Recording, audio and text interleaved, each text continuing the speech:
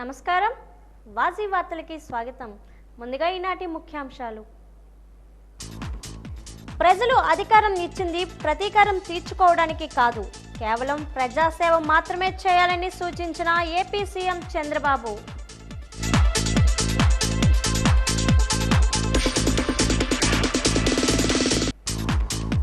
దేశ రక్షణకు సైనికులు చేసిన త్యాగం అజరామరం.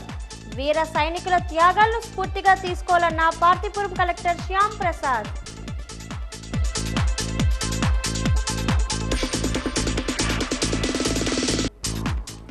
సమస్యలతో సతమవుతున్న సరస్వతి నిలయం, పాఠాలు చెప్పే గురువే లేకుంటే ఎలా చదువుకోవాలంటున్న విద్యార్థులు.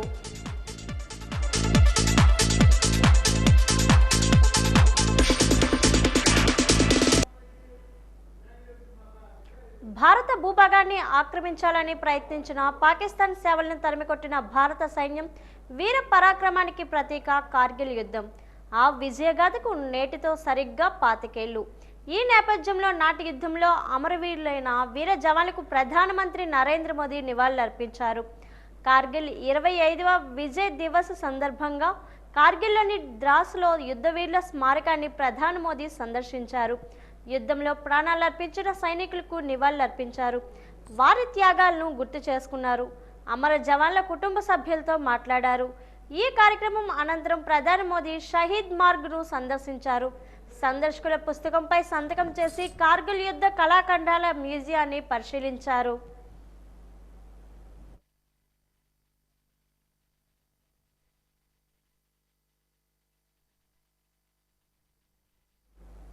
ప్రజలు అధికారం ఇచ్చింది ప్రతీకారం తీర్చుకోవడానికి కాదు అని ఏపీ సీఎం చంద్రబాబు స్పష్టం చేశారు. ఈరోజు శాసనసభ్యులతో మాట్లాడుతూ ఎమ్మెల్యేలు అందరూ శ్రద్ధగా వినాలని, గత ప్రభుత్వం వేధింపులకు గురి చేసిందని, ఇప్పుడు కార్యకర్తల సంతృప్తి కోసం ప్రత్యర్థులపై వేధింపులు పాల్పడకూడదని సూచించారు. ప్రజలు అధికారం ఇచ్చింది కేవలం సేవ చేయడానికి మాత్రమే అని అన్నారు. తప్పులు చేసే వారిని శిక్షించే బాధ్యత ప్రభుత్వానిది అని అన్నారు.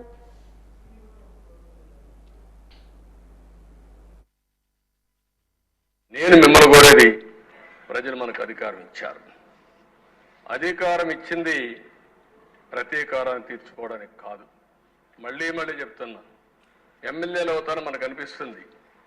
ఇన్ని రోజులు వాడు వేధించాడు, నా కార్యకర్తలు ఆనందంగా ఉంటారు, నేను కూడా వేధిస్తే నా కార్యకర్తలు తృప్తి పడతారనుకుంటారు. కానీ అది మాత్రం చేయొద్దండి.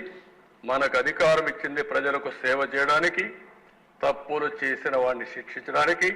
శిక్షించే బాధ్యత ప్రభుత్వాన్ని, సేవ చేసే అవకాశం, బాధ్యత మీదిగా తీసుకోవాల్సిందిగా మరొక్కసారి కోరుకుంటూ, ఎక్కడా దీన్ని ఉపేక్షించం. ఒకవేళ కానీ మన వాళ్ళు తప్పు చేసినా ఏమనుకోవద్దని మొన్నైతే పవన్ కళ్యాణ్ గారు చాలా స్పష్టంగా లేజిస్లేటివ్ పార్టీ మీటింగ్లు చెప్పారు. ఇక్కడ కూడా మనోడు చెప్పారు. నేను మనస్ఫూర్తిగా అభినందిస్తున్నా. ఆన్ రికార్డ్, ఒకవేళ అలాంటి తప్పు జరిగితే నేను చేసినా మొదట నా మీద యాక్షన్ తీసుకోమని చెప్పిన వ్యక్తి పవన్ కళ్యాణ్ గారు. అది ఆయన యొక్క సిన్సియారిటీ.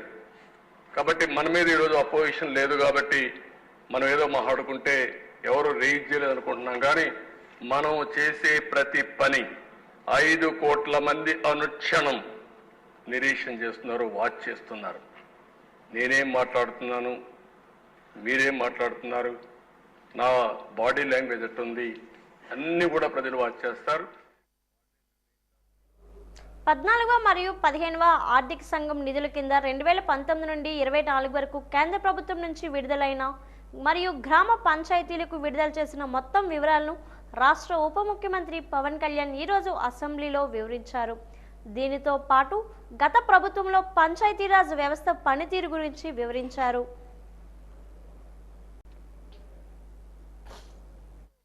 కోట్ల 52 లక్షల అధ్యక్ష.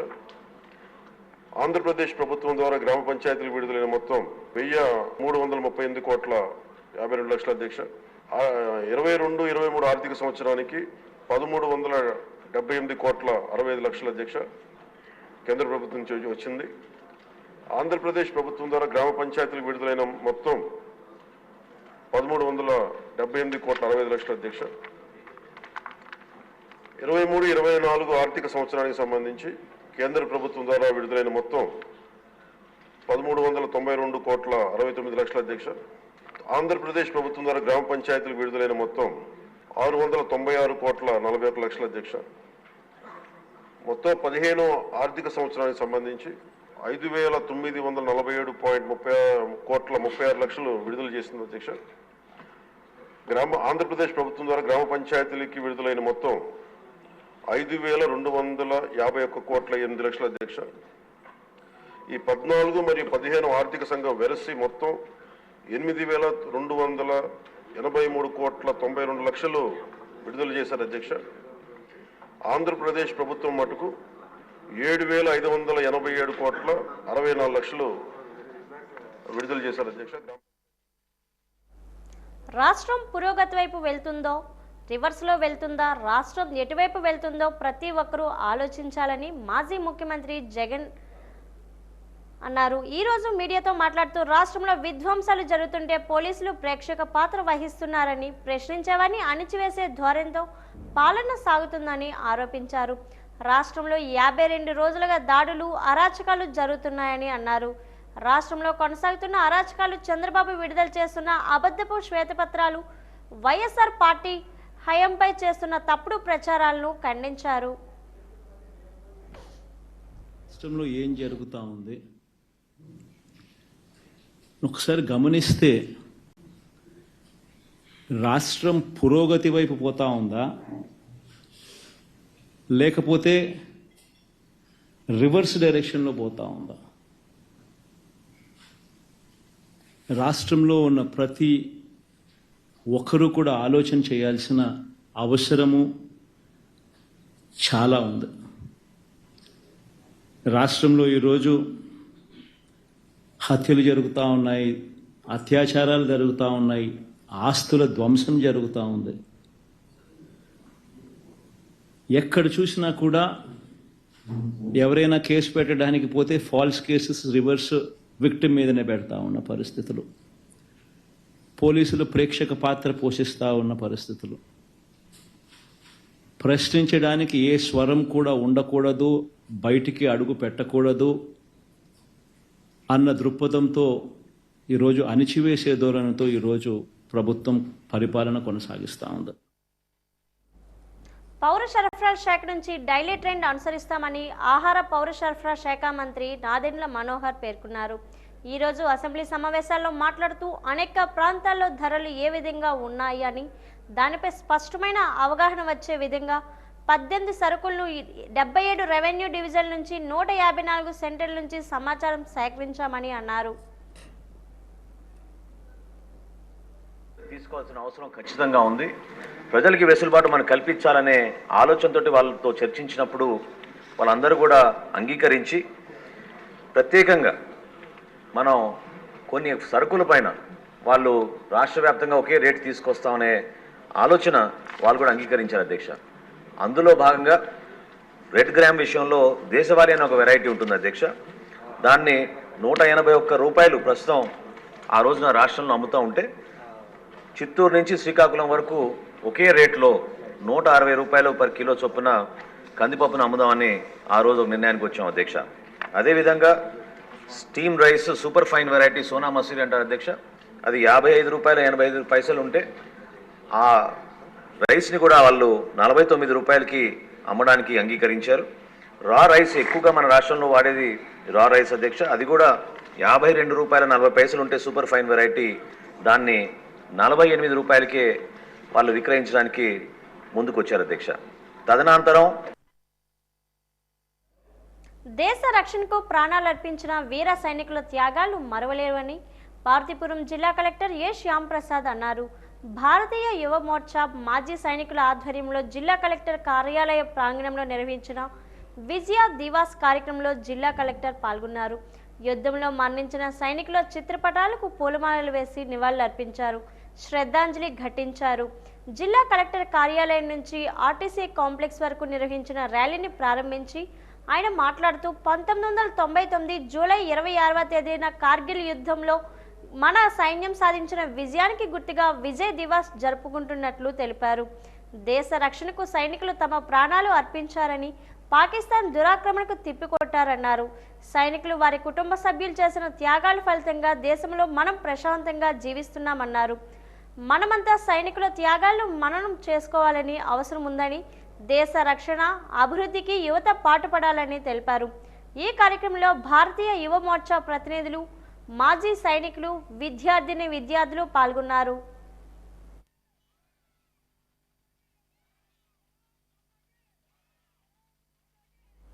సైనికులంటే స్వార్థం ఎరగని దేశభక్తులని, వీర సైనికుల త్యాగాలు మరవలేవని జిల్లా సైనిక సంక్షేమ అధికారి డాక్టర్ సత్యప్రసాద్ పేర్కొన్నారు. సైనికుల సంక్షేమానికి ప్రభుత్వం కృషి చేయాలని తెలిపారు.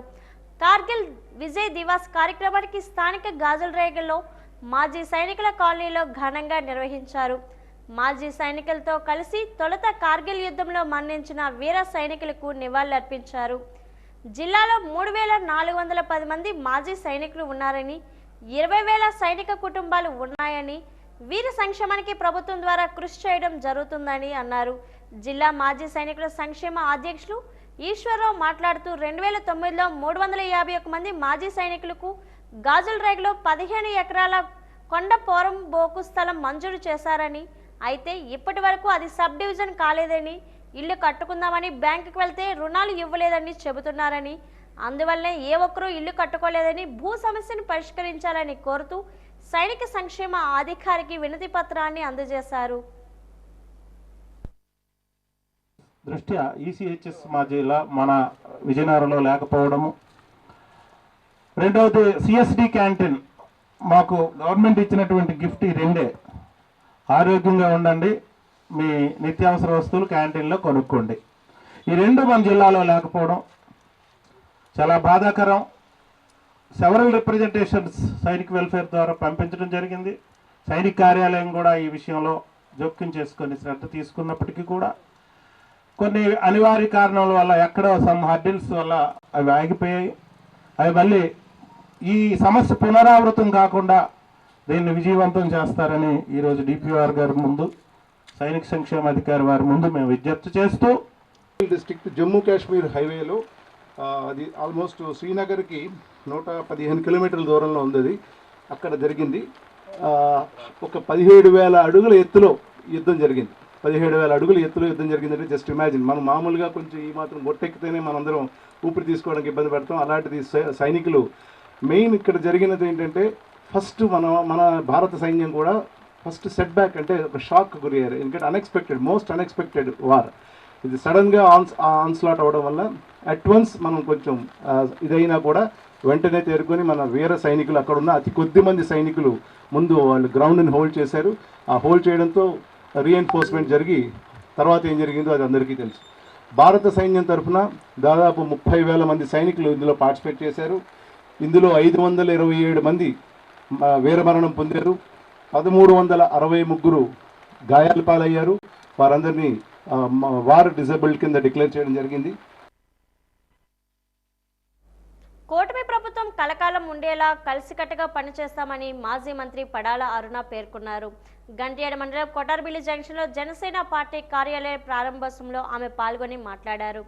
తెలుగుదేశం పార్టీ, జనసేన, బీజేపీ కూటమి ఒకే మాటపై కొనసాగుతుందని అన్నారు. జనసేన పార్టీ గంట్యాడ మండల అధ్యక్షుడు సారాది అప్పలరాజు ఆధ్వర్యంలో జరిగిన ఈ కార్యక్రమంలో భాగంగా జనసేన పార్టీ గంట్యాడ మండల శాఖ కార్యాలయాన్ని పడాల అరుణ చేతుల మీదుగా ప్రారంభించారు.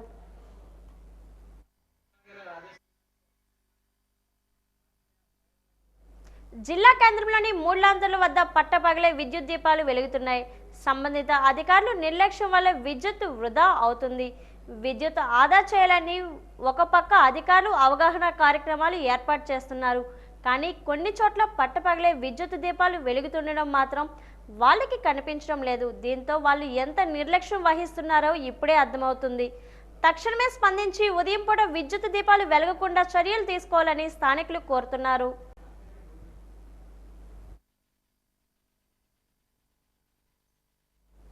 బొబ్బిలి పట్టణం 8వ వార్డు అమ్మిగారి కోనేరుగట్టు కొలాయి 4-5 రోజులు ఒకేసారి వస్తున్నాయని, వచ్చిన చిన్నదారం మాత్రమే వస్తుందని గ్రామస్తులు ఆవేదన వ్యక్తం చేస్తున్నారు. మంచినీళ్లు కూడా కుళ్ళుకంపు కొడుతున్నాయని, మంచినీళ్ల కోసం దూరంగా వెళ్లి 2 బిందెలు పట్టుకొని వస్తున్నామని బాధను వెళ్లగక్కారు. 15 సంవత్సరాల నుండి ఈ బాధలను అనుభవిస్తామని, ఎవరూ అధికారంలోకి వచ్చినా కొలాయి సమస్య పరిష్కరించడం లేదని ఆవేదన చెందారు. ఇప్పటికైనా అధికారులు, నాయకులు వారి సమస్యను పరిష్కరించాలని అమ్మిగారి కోనేరు చెరువుగట్టు మీద ఉన్న స్థానికులు కోరుతున్నారు. 15 సంవత్సరాలు బట్టి ఎప్పుడో 3-4 రోజులు 5 రోజులు వచ్చి నీళ్ళు పోవడం లేదు. విజయనగరం జిల్లా మెంటాడ మండలం గుర్ల తమిరాజుపేట ఫీల్డ్ అసిస్టెంట్ పలు అవకతవకలు పాల్పడుతున్నారన్న ఫిర్యాదు మేరకు జిల్లా నీటిపారుదల సంస్థ సహాయ సంచాలకులు అరుణశ్రీ విచారణ జరిపారు. మెంటాడ మండలంలోని గుర్ల తమిరాజుపేట గ్రామానికి JE Durgaprasad, technical assistant Manikanta, APO Chinnappayya, EOPRD Vimalakumari తదితరులతో కలిసి గ్రామంలోని సచివాలయానికి చేరుకొని గ్రామస్తులతో విచారణ జరిపారు. ఫీల్డ్ అసిస్టెంట్ సరస్వతి కృష్ణపాత్రం చెరువులో పని జరగకుండానే 9,70,498 రూపాయలు డ్రా చేశారని, అలాగే వెంకటస్వామి నాయుడు చెరువులో 2 రోజుల పనులు జరిపించి ఒకే రోజుకు వేతనం జమ చేశారని, పనుకు బిసరయ్య తోటలో పని చేయకుండా నిధులు డ్రా చేశారని తదితర ఆరోపణలపై విచారణ చేపట్టారు. ఈ మేరకు ఆమె మాట్లాడుతూ విచారణ పూర్తయిన అనంతరం ఆరోపణలు నిర్ధారణ అయితే ఫీల్డ్ అసిస్టెంట్పై చర్యలు తీసుకుంటామని తెలిపారు. లేదు మేడం గారు, ఎంపీఓ మేడం గారికి మేము కంప్లైంట్ ఇచ్చిన తర్వాత ఏపీఓ గారిని, జేఈ గారిని మేడం గారు పిలిచి మాట్లాడడం జరిగిందండి. ఇప్పుడు జరిగిన తర్వాత అమ్మ వర్క్ ఏదో ఒకటి పెట్టాలి కదమ్మా అని పార్వతీపురం చర్చి వీధిలో జిల్లా కలెక్టర్ ఏ శ్యామ్ ప్రసాద్ పట్టణ విజ్ఞాన వికాస కేంద్రాన్ని ప్రారంభించారు. పార్వతీపురం, మన్యం జిల్లాలో ఎంపిక చేసిన గ్రామాల్లో గ్రామ విజ్ఞాన వికాస కేంద్రాలు ఏర్పాటు చేస్తున్నారు. రాష్ట్ర, కేంద్ర ప్రభుత్వాలు, ప్రభుత్వ రంగ విభాగాలు, ఇతర సంస్థల ద్వారా నిర్వహించే వివిధ పోటీ పరీక్షలకు పుస్తకాలను అందజేయడమే లక్ష్యంగా ఈ కేంద్రాలు ఏర్పాటు చేస్తున్నట్లు జిల్లా కలెక్టర్ పేర్కొన్నారు. ఉద్యోగార్థుల కోసం జిల్లా యంత్రాంగం అన్ని విధాల సహాయ సహకారాలు అందిస్తుందని తెలిపారు. అభ్యర్థులు కేంద్రాలను సొంత కేంద్రాలుగా పరిగణించాలని అన్నారు. కేంద్రాలు మరింత మెరుగ్గా నడిపేందుకు ఒక కమిటీని ఏర్పాటు చేయాలని విజ్ఞప్తి చేశారు. కొన్ని చోట్ల అంటే కొంచెం పట్టణ ప్రాంతాల్లో ఇంటర్నెట్ సదుపాయం కూడా పెట్టి వారికి వివిధ రకాల పరీక్షలకు సంబంధించినటువంటి నోటిఫికేషన్ల వివరాలు, తర్వాత పోటీ పరీక్షలకి ఆన్లైన్లో ఏమైనా దరఖాస్తులు చేసుకోవాలంటే దానికి వెసులుబాటుగా ఇక్కడ పెట్టుకోవడం, తర్వాత వాళ్ళు ఏదైనా మెటీరియల్ డౌన్లోడ్ చేసుకొని పెన్ డ్రైవ్స్లో తీసుకోవాలన్నా కూడా ఇక్కడ ఇంటర్నెట్ సదుపాయం కల్పించడం, తర్వాత వాళ్ళ ఇంటి దగ్గర వాతావరణం చదువుకోవడానికి అనుకూలంగా లేకపోవచ్చు కాబట్టి మార్నింగ్ 8 నుంచి రాత్రి 8 వరకు కూడా ఈ లైబ్రరీస్ ఓపెన్లో ఉంటాయి. ఇండియన్ రెడ్ క్రాస్ సొసైటీ ఆధ్వర్యంలో నెహ్రూ యువజన కేంద్రంలో రెడ్ క్రాస్ సిబ్బందికి విద్యార్థులు రిఫ్రెష్మెంట్ శిక్షణ కార్యక్రమాన్ని నిర్వహించారు. కార్యక్రమానికి ముఖ్య అతిథిగా ప్రముఖ సైకాలజిస్ట్ కె వెంకట్రావు హాజరయ్యారు. ఈ సందర్భంగా ఆయన మాట్లాడుతూ నైతిక విలువలను పెంపొందించుకోవాలన్నారు. సమాజానికి సేవ చేస్తూ ఆదర్శమైన పౌరుడిగా మారాలని సూచించారు. స్వయం పరివర్తన చెందడానికి మార్గాలు ఏంటో ఆలోచించాలన్నారు. ఈ కార్యక్రమంలో red cross chairman KRD Prasadarao, secretary K Satyam, treasurer T Ramarao తదితరులు పాల్గొన్నారు.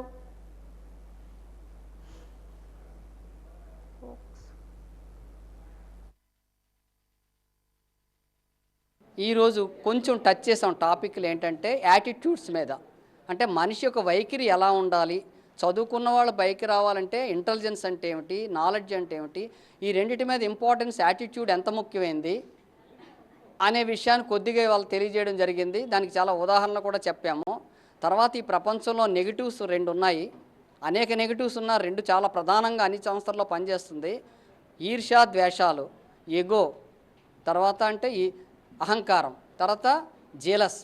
ఈ రెండిటి మీద వాటి నుంచి బయటికి ఎలా రావాలి, ఏమనుకున్నట్టయితే బయటకు వస్తామో, మన మనస్తత్వం ఎలాగ నెగిటివ్ నుంచి పాజిటివ్కి రావాలి అనే విషయంతో ఈరోజు కొంత అర్థం చేసి యోగాలో కూడా చిన్న టిప్స్ ఇచ్చి వాళ్ళకి సూపర్ బ్రెయిన్ యోగా కూడా ఒక 5 నిమిషాలు వాళ్ళకి నేర్పించామండి.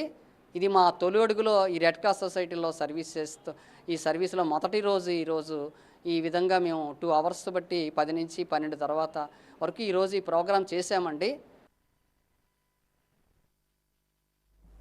భోగాపురంలో ఫోక్సో కేసు నమోదైంది. మైనర్ బాలికను యువకుడు తీసుకెళ్లిన 2 నెలల తర్వాత ఫోక్సో కేసు నమోదు చేసిన సంఘటన జరిగింది. భోగాపురం మండలం ముంజేరు గ్రామాన్ని DSP R Govindarao, CI Ravikumar సిబ్బంది ఘటనా స్థలాన్ని సందర్శించారు. మైనర్ బాలికను తీసుకెళ్లిన యువకులను ఎస్ఐ సూర్యకుమారి హైదరాబాద్ నుంచి తీసుకువచ్చి విచారిస్తున్నారు.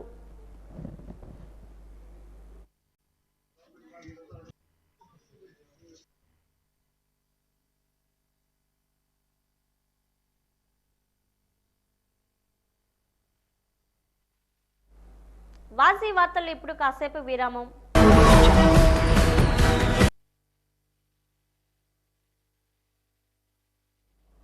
విజయనగరం జిల్లా కేంద్రంలో ఉన్న ప్రభుత్వ కస్బా జూనియర్ కళాశాలలో సమస్యలు పరిష్కారం చేయాలని విద్యార్థులు డిఈఓ కార్యాలయాన్ని ముట్టడించారు. ఈ సందర్భంగా ఎస్ఎఫ్ఐ జిల్లా అధ్యక్ష కార్యదర్శులు డి రాము, సిహెచ్ వెంకటేష్ మాట్లాడుతూ గత కొన్ని నెలలుగా సమస్యలు నిలయంగా జూనియర్ కళాశాల తయారైందని ఆరోపించారు.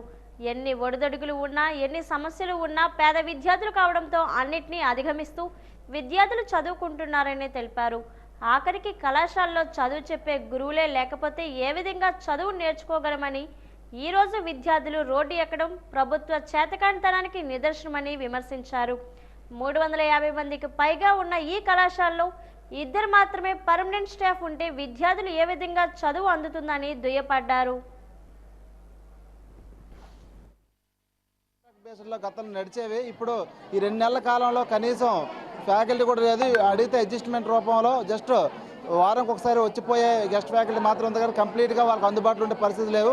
ల్యాబ్ ఎక్విప్మెంట్ అందుబాటులో తెచ్చుకొచ్చే పరిస్థితి కూడా లేదు. దాంతోపాటు మౌలిక సదుపాయాల సమస్యలు అయితే ఉన్నాయని చెప్పి ఈ యొక్క సంస్థల పట్ల విద్యార్థుల ఆధ్వర్యంలో ఎస్ఎఫ్ఐగా డివి ఆఫీసర్ యాక్టివిటీ చేయడం జరిగింది. ఇదే సంస్థ జిల్లా వ్యాప్తంగా చాలా జూనియర్ కాలేజీలో ఫ్యాకల్టీ లేమితో అయితే చాలా ఇబ్బంది పడుతూ ఉంది.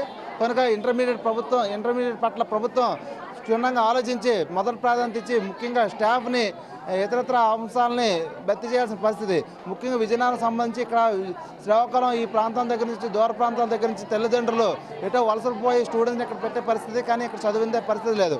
ప్రైవేట్ కాలేజీలో ఒక పక్క ఐఐటి నీట్ అని చెప్పి ముందుకెళ్తూ ఉంటే కనీసం ఇక్కడ ఫ్యాకల్టీ ఇచ్చి ఇంటర్మీడియట్ ఐపీ ఎగ్జామ్స్ కూడా పాస్ అయ్యే పరిస్థితిలో గవర్నమెంట్ కాలేజీ లేని పరిస్థితిని ప్రభుత్వం గుర్తించి తగు చర్యలు తీసుకోవాలని చెప్పి ఎస్ఎఫ్ఐగా డిమాండ్ చేస్తున్నాం. పర్మనెంట్ పోస్టులు శాంక్షన్ చేయాలని డెఫినెట్గా ఇది గవర్నమెంట్ పరిధిలో ఉంది. పర్మనెంట్ పోస్టులు శాంక్షన్ చేయాలంటే ఇది గవర్నమెంట్ పరిధిలో పాలసీ మ్యాటర్ కాబట్టి గవర్నమెంట్ పరిధిలో ఉంది. డెఫినెట్గా అది వాళ్ళ నోటీస్లో ఉంది. స్టేట్ వైడ్ పాలసీ ఇది.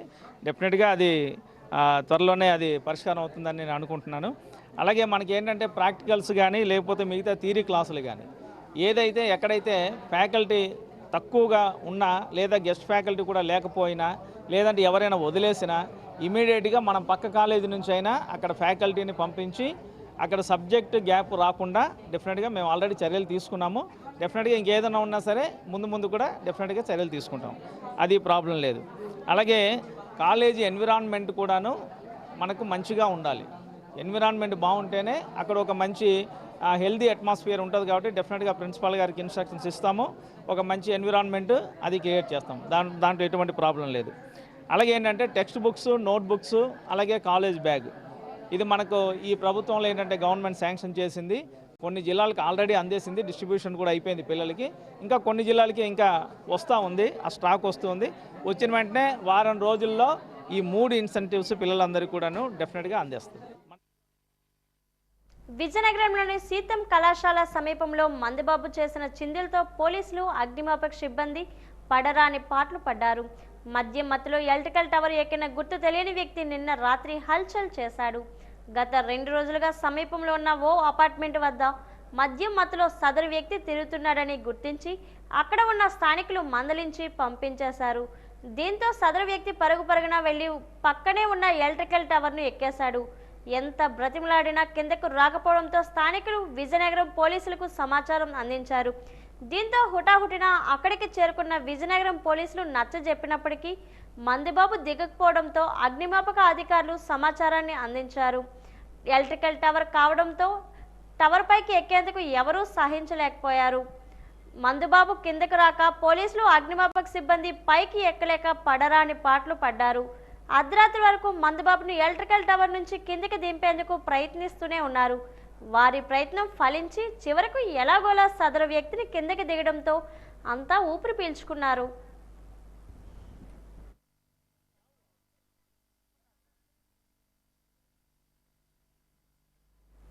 విజయనగరం జిల్లాకు పర్యాటక ప్రాంతంగా తాటిపూడి జలాశయానికి పూర్వ వైభవం తీసుకొచ్చేలా చర్యలు తీసుకోవాలని తెలుగుదేశం పార్టీ విజయనగరం పార్లమెంటరీ ప్రధాన కార్యదర్శి ఐవీపీ రాజు కోరారు.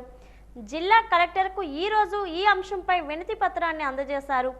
ఈ సందర్భంగా ఆయన మాట్లాడుతూ గత 5 ఏళ్లలో తాటిపూడి జలాశయం పర్యాటక ప్రాంతం విషయంలో కుంటు పడిపోయిందని ఆరోపించారు. పర్యాటకులకు సౌకర్యాలు కల్పించేలా చర్యలు తీసుకోవాలన్నారు. కలెక్టర్ గారికి కూడా చెప్పాం. దానికి ముఖ్యంగా పూర్వ వైభవాన్ని తీసుకురావడానికి పూర్తి స్థాయిలో దాన్ని ప్రయత్నం చేయాలని చెప్పేసి కూడా చెప్పడం జరిగింది. మళ్ళీ పూర్వం ఏ రకంగా ఉండేదో పర్యాటకులందరూ కూడా ఆహ్లాదకరంగా అక్కడ మళ్ళీ ఒక టూరిజంను మళ్ళీ డెవలప్ చేయడానికి ఏటి కావాలనే దాని మీద ఒక రివ్యూని ఏర్పాటు చేసుకుని అలాగే అక్కడికి వెళ్ళి ఆ ప్రాంతం అంతా కూడా పర్యటిస్తే మనం ఎక్కడ బ్లాక్లాక్లు ఏమైనా ఉంటే దాన్ని క్లియర్ చేసుకోవడం జరుగుతుందని చెప్పేసి కూడా తెలియజేసుకుంటూ ఈరోజు కలెక్టర్ గారు కూడా బాగా స్పందించారు. ఆ విషయం మీద వెంటనే నిర్మిస్తామని కూడా చెప్పడం జరిగింది. దానికి తోడు అంబేద్కర్ భవనం కూడా బాగా పాడైపోయి ఉంది. దాని మీద కూడా ఒక రిప్రజెంటేషన్ ఇవ్వడం జరిగిందని చెప్పేసి కూడా తెలియజేస్తుంది.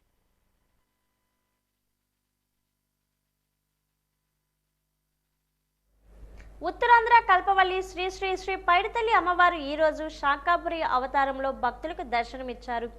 ఆషాఢ మాసం చివరి శుక్రవారం కావడంతో అమ్మవారు శాకాంబరిగా భక్తులకు కనువిందు చేశారు. ఈ సందర్భంగా అమ్మవారిని దర్శించుకునేందుకు భక్తులు బారులు తీరారు. ఈ మేరకు ఆలయ అర్చకులు మీడియాతో మాట్లాడుతూ భక్తులు కరువు కాటకాల నుంచి బయటపడేసేందుకు దుర్గా అంశ అవతారమైన పైడిమమ్మను శాకాంబరిగా అలంకరించామని వెల్లడించారు. వేకువ నుంచే అమ్మవారిని అధిక సంఖ్యలో భక్తులు దర్శించుకొని తమ మొక్కులను చెల్లించుకున్నారని వెల్లడించారు.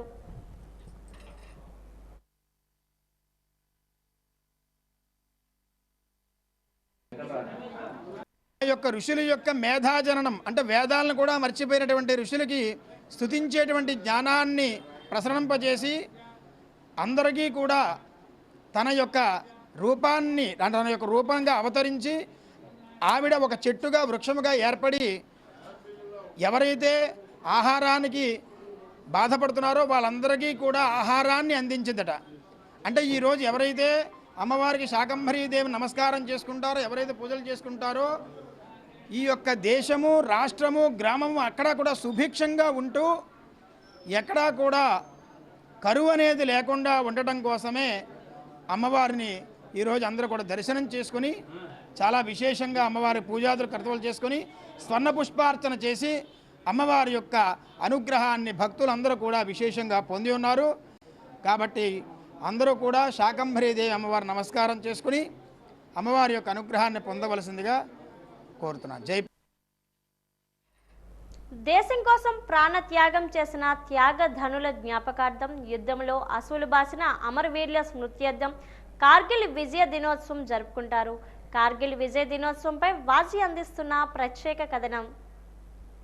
కార్గిల్ -48 డిగ్రీల శీతల ప్రదేశం, ప్రతికూల పరిస్థితులకు నెలవైన ప్రాంతం, భారత్ పాకుల కాల్పుల విరమణ ఒప్పందం, దాయాది దేశం గావించిన ఉల్లంఘనం, చూపెన పొరుగు దేశపు నిజస్వరూపము, సియాచిన్ హిమనదముపై పట్టు కోసమే ఈ యుద్ధము, చెలిమిని కోరుతూ ఎగరవేసిన శాంతి కపోతాలు, స్నేహాన్ని కోరుతూ చేసుకున్న భాషలు, భాయి పలకరింపులు, ఆత్మీయ ఆలింగనాలు చెదిరిపోయాయి.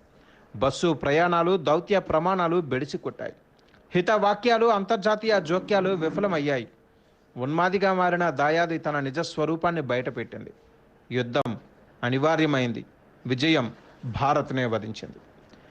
ఈ యుద్ధం కాశ్మీర్లో కార్గిల్ జిల్లాలో జరిగింది. భారత సైన్యానికి కమాండర్ వేదప్రకాష్ మాలిక్ నేతృత్వం వహించారు.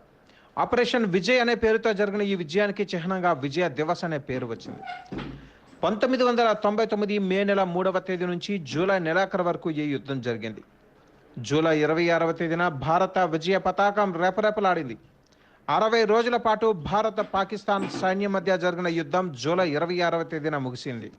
అమర జవాన్ల పేరిట జ్యోతిని వెలిగించి ఇండియా గేట్ వద్ద నివాళులు అర్పించే ఈ రోజున భారత ప్రధాని కూడా అమరవీరులకు అంజలి ఘటించడం ఆనవాయితీగా వస్తుంది. కార్గిల్ యుద్ధంలో భారత లెఫ్టినెంట్ కల్నల్ ఆర్ విశ్వనాథన్తో సహా 527 మంది అసువులు బాసి వీర మరణం పొందారు. 1363 మంది తీవ్రంగా గాయపడ్డారు. ఒక సైనికుడు పాకిస్తాన్కు యుద్ధ ఖైదీగా చిక్కాడు. పాకిస్తాన్ విషయానికి వస్తే 453 మంది మృతి చెందారు. 665 మంది సైనికులు గాయపడ్డారు. 8 మంది యుద్ధ ఖైదీలుగా చిక్కారు. మొత్తం సైనికుల అందరి ఆత్మలకు శాంతి చేకూరాలని కోరుకుందాం. ఓ కార్గిల్ వీరుడా, నీ ప్రాణాన్ని పణంగా పెట్టి దేశభక్తిని శ్వాసించి భారత జాతి ఖ్యాతిని ఇనుమడించి నేలరాల్చిన నీ రక్తపు బిందువు భరతమాత నుదిట సింధువు. నీకు ఇదే మా వాజీ ఛానల్ అందిస్తుంది ఘన నివాళి.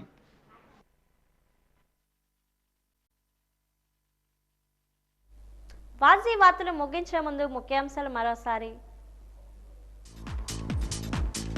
ప్రజలు అధికారం ఇచ్చింది ప్రతీకారం తీర్చుకోవడానికి కాదు, కేవలం ప్రజాసేవ మాత్రమే చేయాలని సూచించిన ఏపీ సీఎం చంద్రబాబు.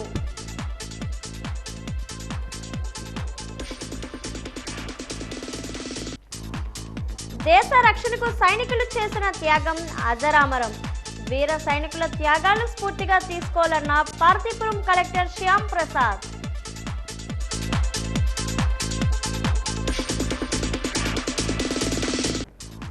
సమస్యలతో సతమతమవుతున్న సరస్వతి నిలయం. పాఠాలు చెప్పే గురువే లేకుంటే ఎలా చదువుకోవాలంటున్న విద్యార్థులు.